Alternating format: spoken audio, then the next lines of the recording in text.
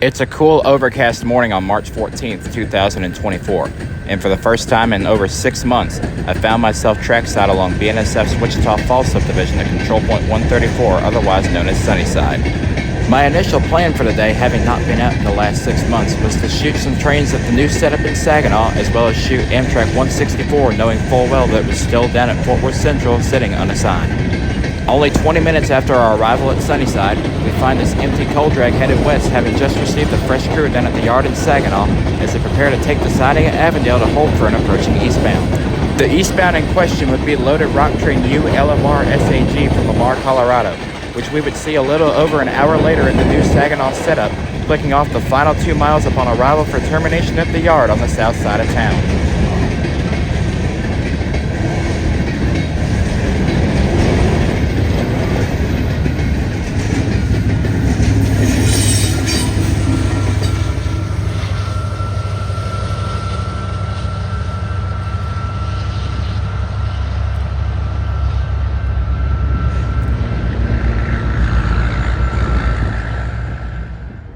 A little while later, down in Saginaw, we find LBJ 75 heading south on the Duncan sub with an SD40N leader, taking the shortcut of tankers down to nearby Peach Street Yard before returning back north to Chico.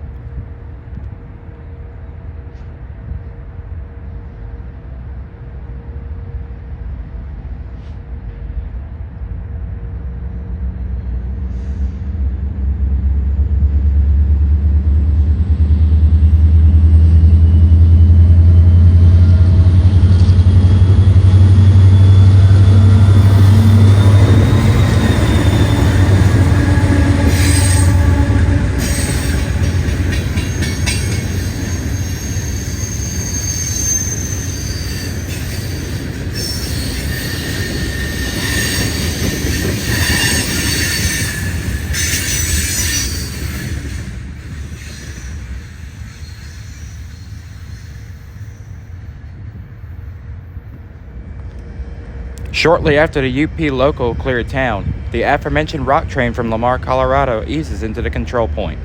With an autorack train being cut apart in the yard occupying the lead track, the rock train was forced to hold the main while blocking the interlock for some time before getting clearance from the dispatcher to finish their final mile into the yard.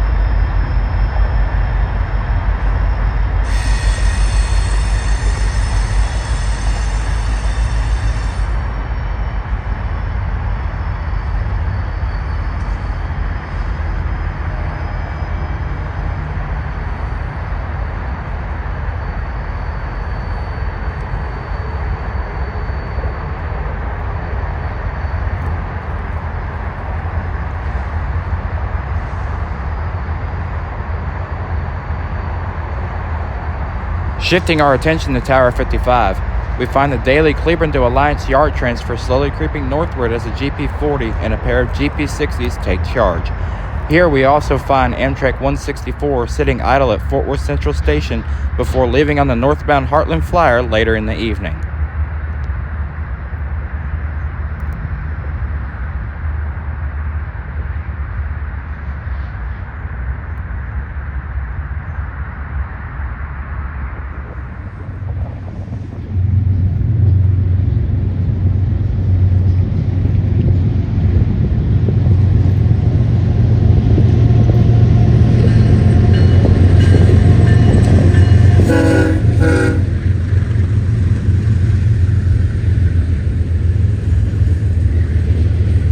Back in Saginaw, we were just in time to arrive for the afternoon rush of BNSF traffic. The first train to get their line through the control point was this empty grain drag, destined for the open prairies of southwestern Kansas. It wouldn't take long for two opposing southbounds from Alliance to get their line through town. However, with an empty coal drag close behind the empty grain train, both southbounds would be forced to run around on the siding to allow for the coal drag a chance to receive a fresh crew before continuing westward towards Wichita Falls.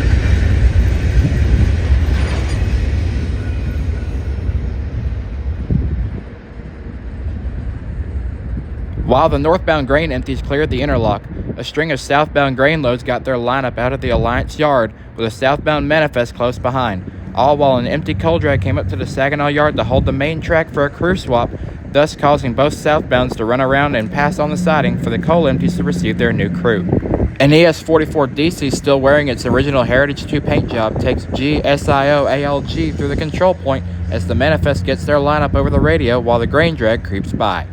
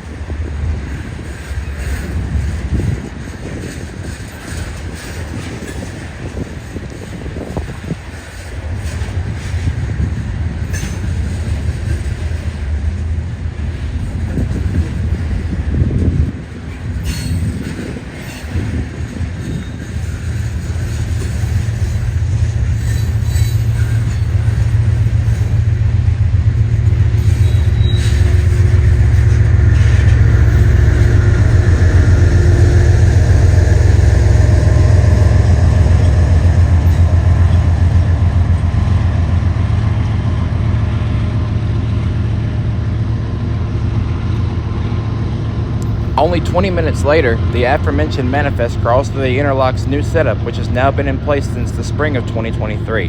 BNSF had previously announced that they would add a second mainline track from Crowley to Justin to ease the flow of train traffic into and out of Fort Worth. At the time of this visit, much of the double-track project between Justin and Tower 55 had been completed, with a small stretch between Breedenburg and Northside still remaining to be finished sometime during the summer. In addition, thanks to the removal of the diamonds that once stood, BNSF has also since increased the speed limit through the interlock to 40 miles per hour. However, BNSF will once again increase their speed up to 60 miles per hour once this section of the double-track project is completed. BNSF 6658 takes the HALT-TPL fresh out of Alliance onto the siding to pass the empty coal train, which we will soon see at nearby CP11.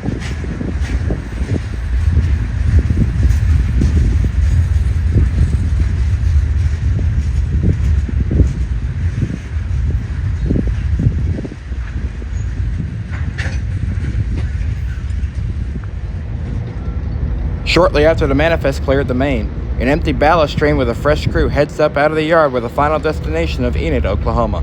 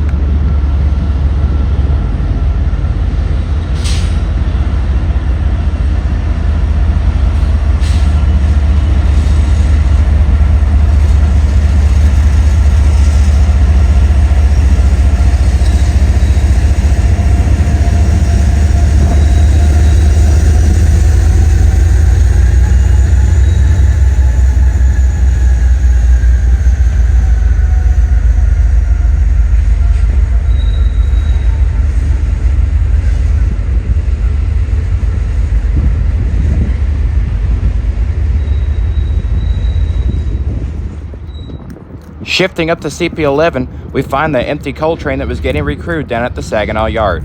With the new setup no longer containing the diamonds, coal trains to and from Wichita Falls no longer have the need to utilize the connector at nearby CP10 to access the yard. We got our first example of that here, as BNSF 5955 takes this string of empties out of town, while a stack train from Alliance gets their lineup out of the yard, soon to follow closely behind our coal train. Note the Kansas City Southern to Mexico ES44AC serving as the first of 2 rear DPUs.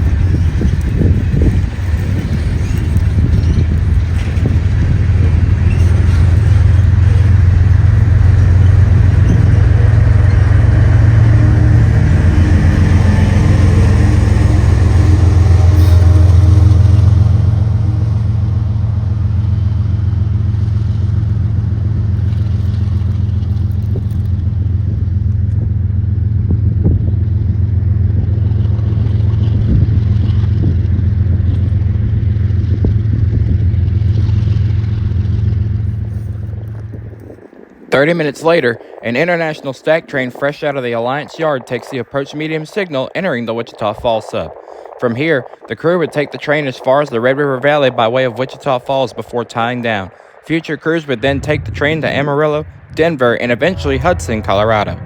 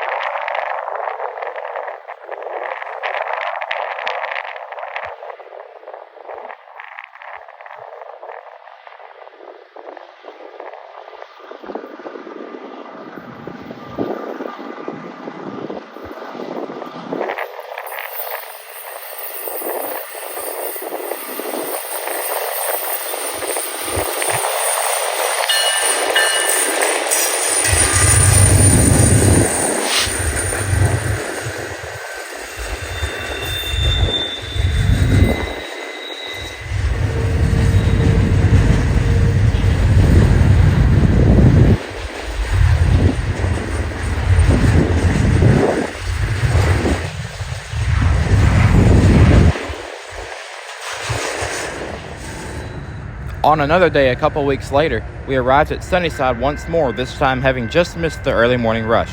However, we would still manage to shoot two intermodal counterparts before the action died down, one clicking off its final miles upon arrival at Alliance, the other fresh out of the yard and destined for the other end of the country.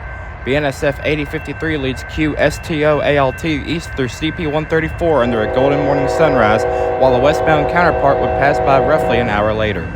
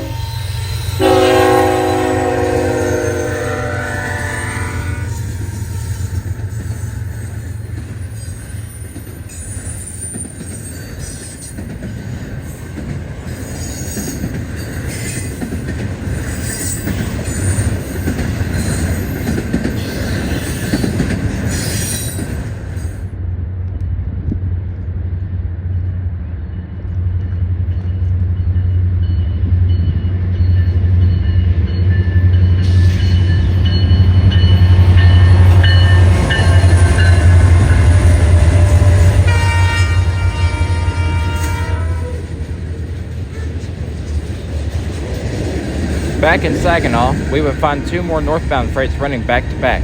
The first being the Cleburne to Alliance Yard transfer making haste through the Interlock, the other being the new intermodal hotshot from the Ferromex interchange at Eagle Pass with a colorful 7-unit consist.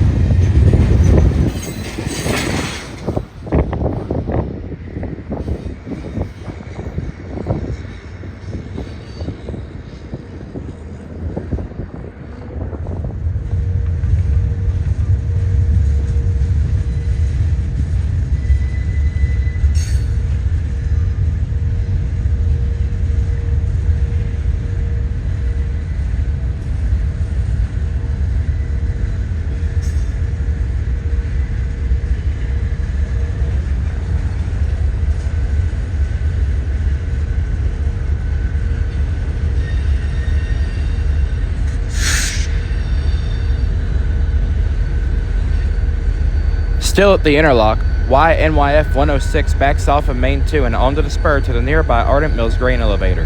As the local backs off the main line, an empty ethanol train fresh out of North Yard awaits their signal lineup from the dispatcher before proceeding north.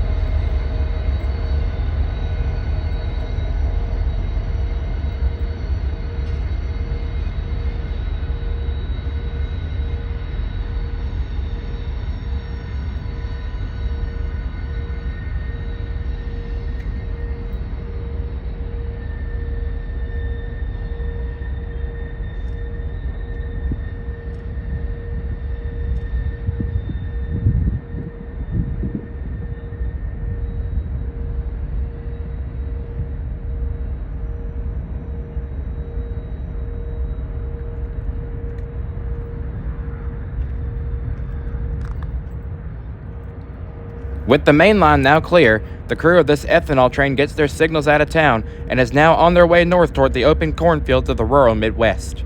BNSF 8152 fresh out of North Yard leads UNYF AUN onto the Fort Worth stub with an eventual final destination of Aurora, Nebraska.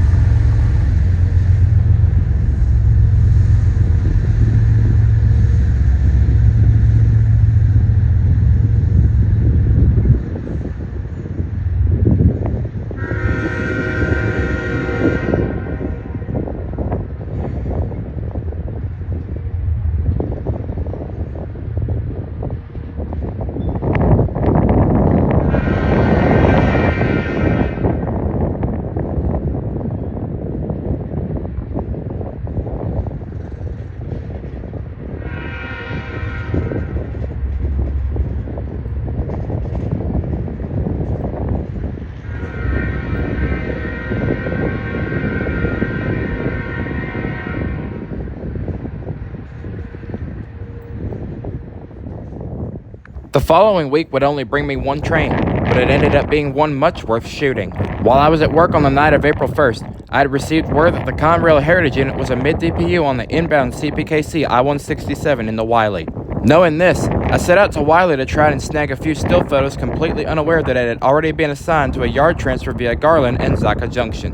I also went out with the full anticipation that the consist would not stay around past sundown. After barely missing its unbeknownst departure to the Dallas yard and the power switching around for a few hours, I was finally greeted with the one unit on Norfolk Southern's Heritage Fleet that I've wanted to shoot for several years.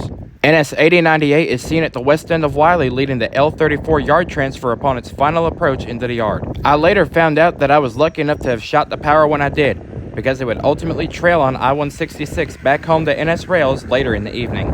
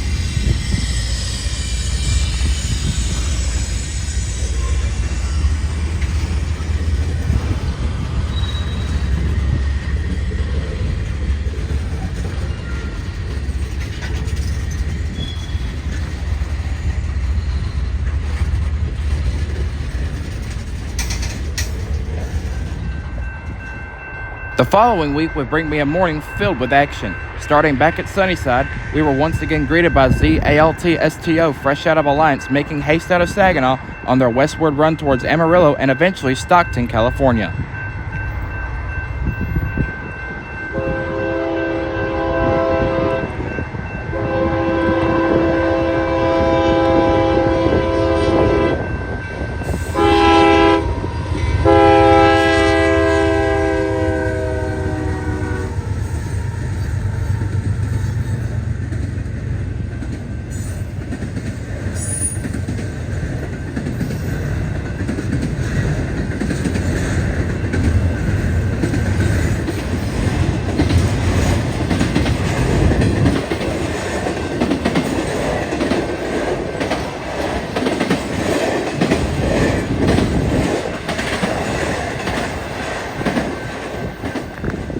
"30 minutes later, an eastbound stack train from the ports of Long Beach cruises through the control point with an ES-44C4 and a Dash 9 both at the front and rear.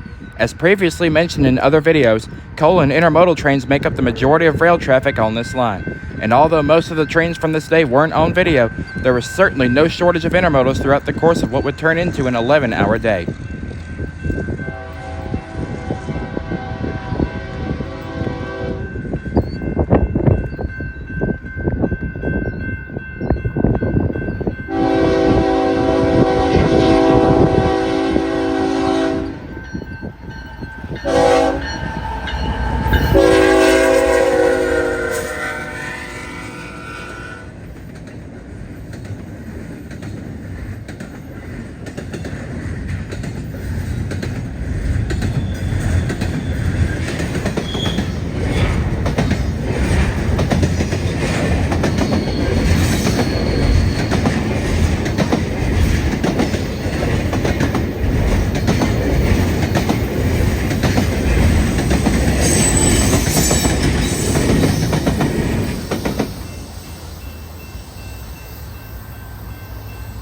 While the Wichita Falls sub sees the greater majority of rail traffic between Saginaw and Avondale, Union Pacific's Duncan sub also runs parallel to the BNSF for roughly 7 miles and is often overlooked by rail fans thanks to BNSF's high traffic volume.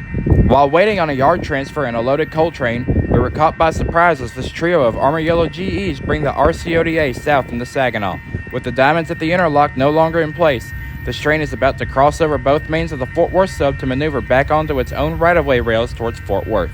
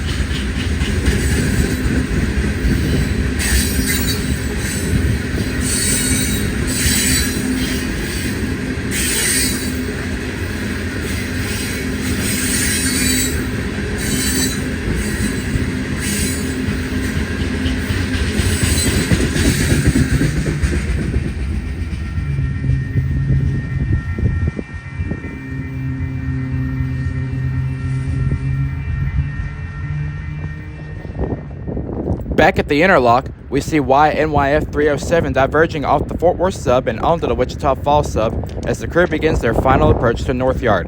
While the yard transfer was creeping by, our loaded coal train diverges off the Wichita Falls sub and onto the Fort Worth sub in order to access the Saginaw yard to receive a fresh crew before continuing south through Tower 55 and eventually onto the Smithers Lake Power Plant in southeastern Texas.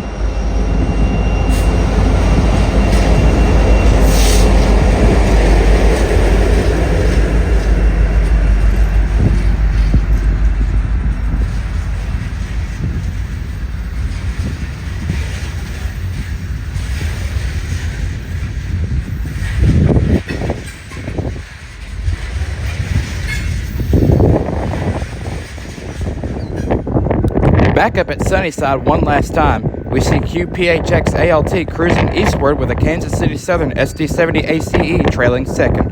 After clicking off the final miles to Alliance, the KCS unit would wind up returning south on an autorec train to the CPKC interchange at Robstown and eventually winding up deep down in Mexico.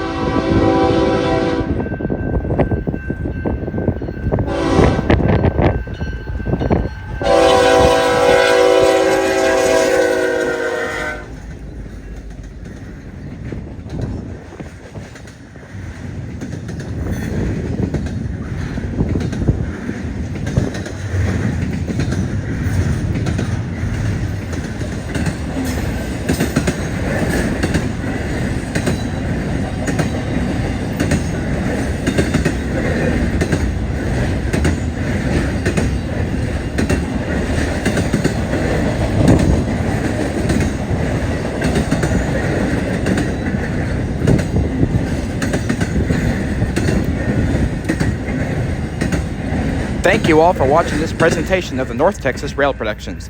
Don't forget to leave a like down below and subscribe to the channel if you haven't already done so, and feel free to check out my other social platforms if you want to stay in touch. As always, thanks for watching, stay safe, and hopefully our paths will cross on the rails someday in the near future. This video is copyrighted by Ryan Farkos of the North Texas Rail Productions 2024, all rights reserved.